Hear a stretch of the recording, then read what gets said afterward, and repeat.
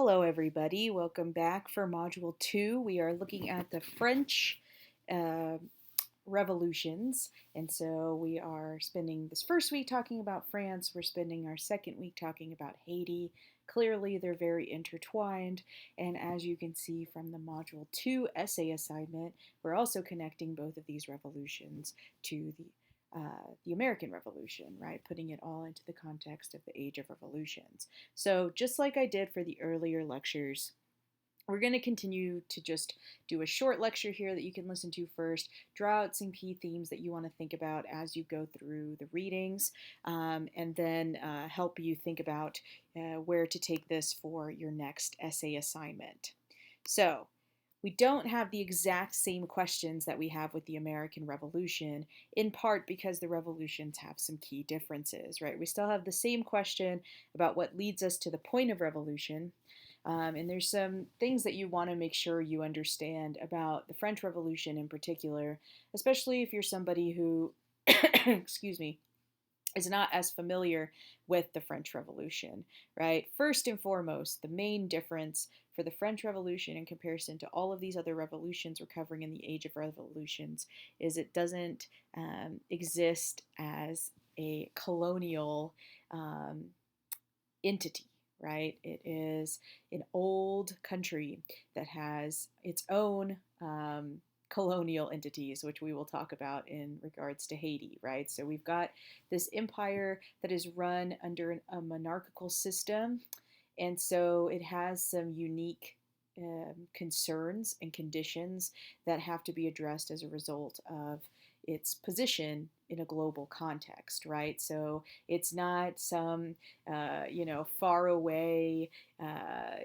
sparsely populated sort of political entity existing on the margins, right? It is a centrally located European empire. And so, that being the case, we are interested in how does this result in revolution and what are the end impacts of this revolution. So, make sure you know this is not a product of colonialism when we're looking at France. There are, as the textbook Cloustre will give you a sense of pretty dire conditions for French citizens at this particular time, impacted, as we note through Cloustre as well, by the 7 Years' War, a series of other military conflicts that are creating a cycle of war, debt, and taxes that make it very difficult for many people to live.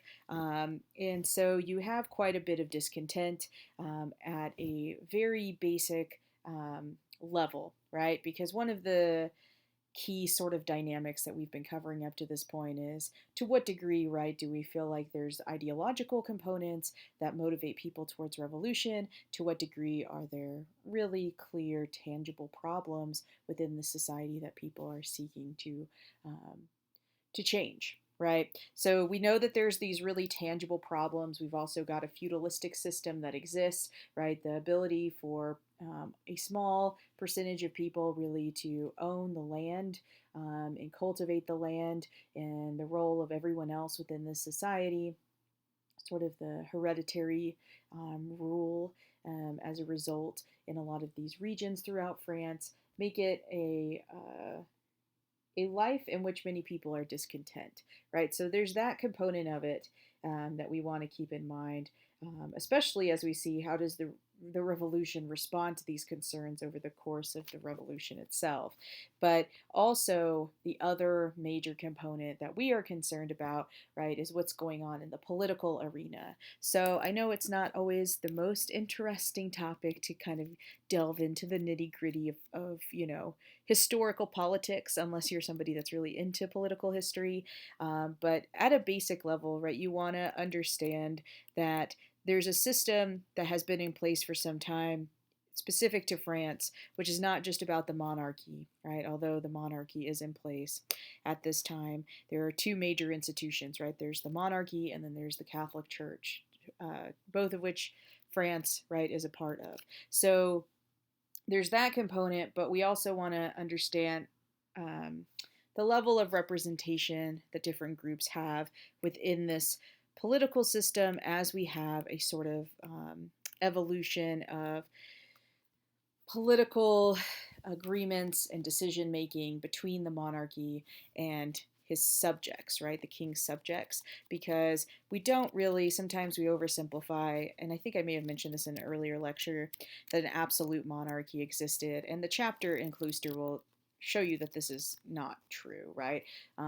Louis will engage with, specifically when we're looking at the Estates General, on talking to other entities within the larger society. But what we have happening, right, is this third estate. Which only has one sort of singular end vote in the process, is representative of such a large percentage of the population that people don't feel like their needs are being addressed in any sort of political meetings that are happening, right? And then other decisions, of course, are being made along the process that eventually leads to violence and revolution. The other question that we want to think about as we look through these readings is to what degree we consider this to be a success or a failure.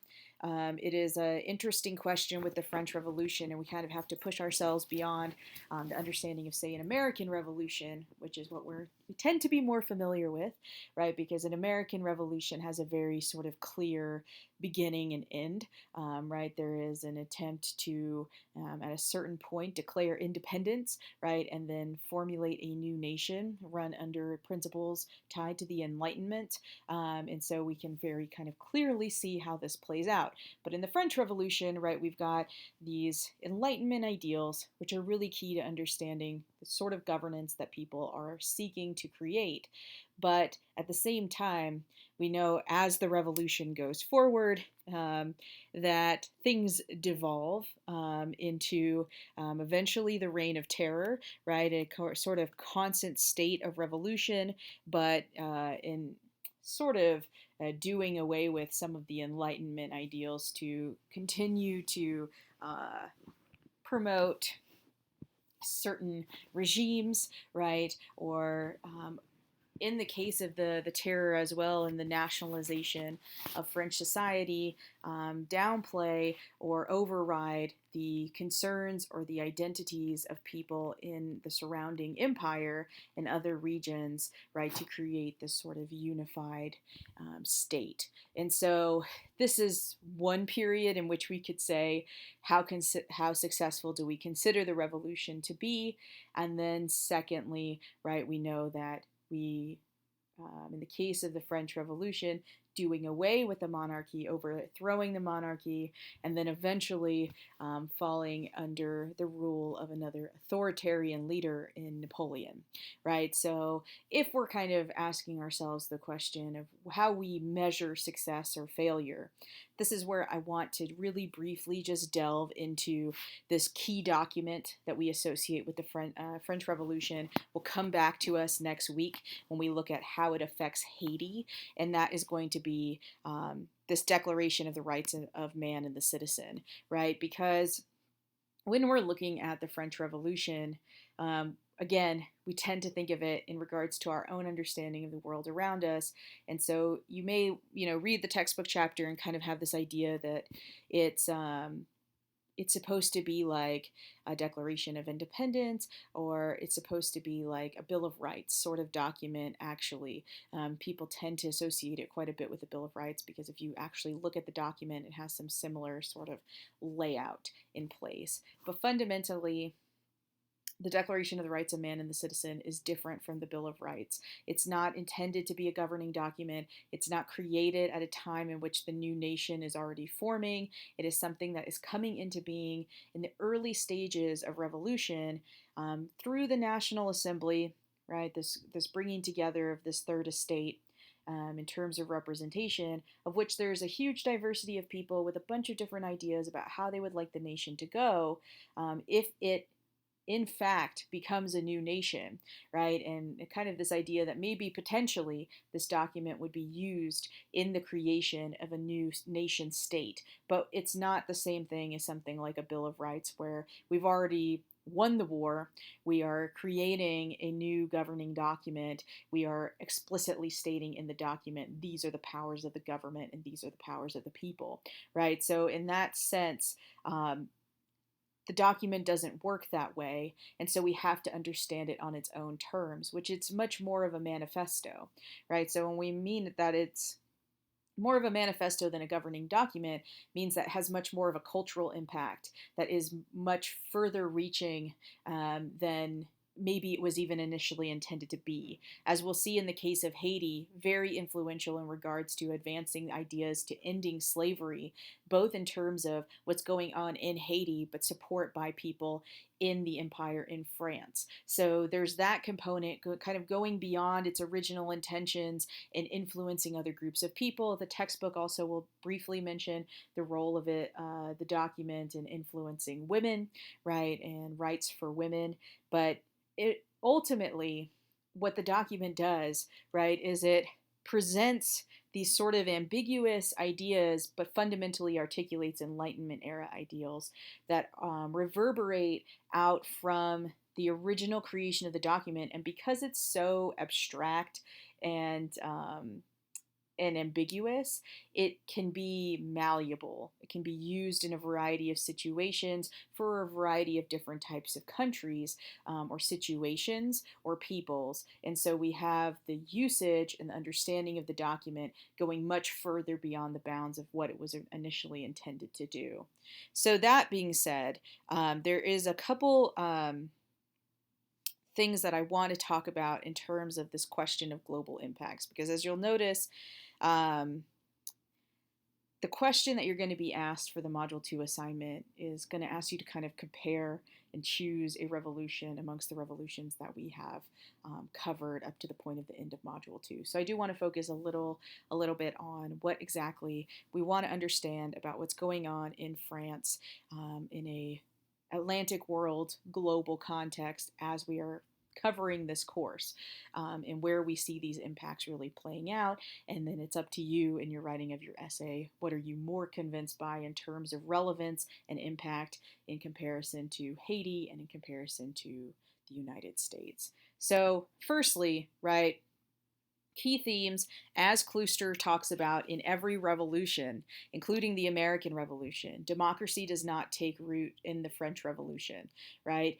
We just talked about the kind of trajectory of the revolution itself. It's not this enduring democratic society. And in fact, right, you look at one of the sources that I'm giving you for this week, which is just some excerpts, it's not the entire document. But Edmund Burke, who is today kind of credited as being one of the founders of modern conservatism, is going to write about the French Revolution as it advances and becomes, viewed by the public as more extreme and more violent and more terrifying, as fundamentally bad, right? And he's going to talk about the ways in which democracy will fundamentally create problems in society going forward. So it's interesting to look at this particular document because Burke is British, right? And so you see this international response as the revolution goes on in terms of how people are understanding the revolution and its concepts and how it's actually playing out.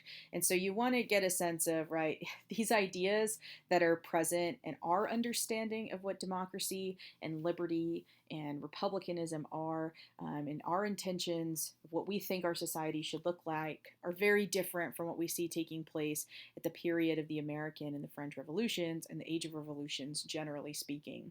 So Burke is a good source to kind of get a sense of how that's playing out. The other source that I'm giving you is an article from a website that is actually all about the French Revolution. If you're somebody that's just really into the French Revolution, because obviously we don't have time to go into it in depth, there's a bunch of different primary sources on there, like illustrations and political cartoons and maps and things like that. But the reason why I'm asking you to look at that particular section of the website is because we are looking at this question of liberty and what liberty looks like for each of these countries or regions. And in the case of the French Revolution, the Declaration of Rights of Man and the Citizen actually literally spells out what liberty is, if you want to look at that primary document, which I haven't assigned for you. But if that's something you'd like to look at, you're more than welcome to do so.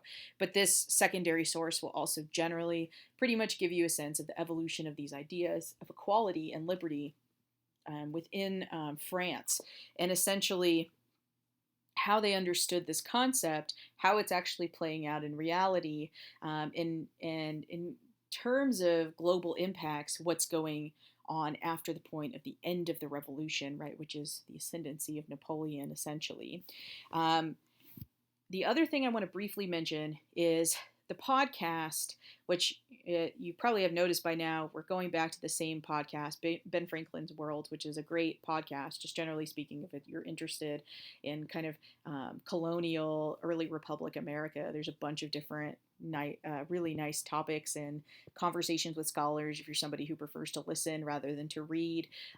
This particular podcast, you can listen to it this week or you can listen to it next week. It doesn't matter when you do it, because the conversation that's happening is about America, France, and Haiti. So if you'd like to listen to it now so you can start to think about your essay, then I would encourage you to do it now, even though it'll start talking about Haiti before you actually get into some of the Haitian sources. But if you want to wait till next week, then you'll already have gotten some of the knowledge about France and about the United States that will, give you all of that context that they're talking about in the conversation. But you get a sense of conversations that are happening among scholars in terms of how influential do we think the American Revolution is on the French, how influential is the French Revolution on Haiti, and on the rest of the world, essentially, right? So this is leading us to this key question that I'm asking you for Module 2 assignment. If you're trying to kind of conceptualize what exactly should you be thinking about when you think about, well, what is the impact of France on this sort of larger global context? And if we look at scholars, there's many scholars who have studied the French Revolution, right? It's a watershed moment in the history of the world. And, we can look at it as being so influential, in part because it is credited with ushering in the age of modernity.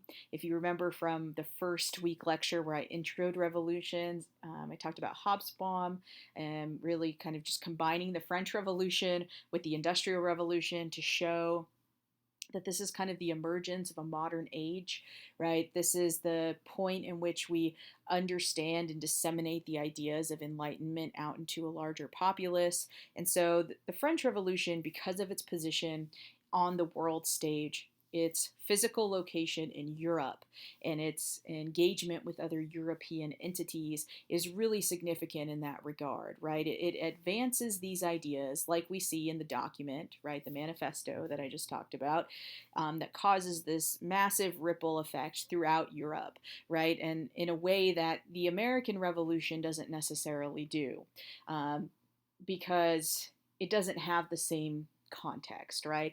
The American Revolution is a colony that rises up against a larger empire. The French themselves are an empire. They are completely overthrowing a system that has been in existence for quite some time.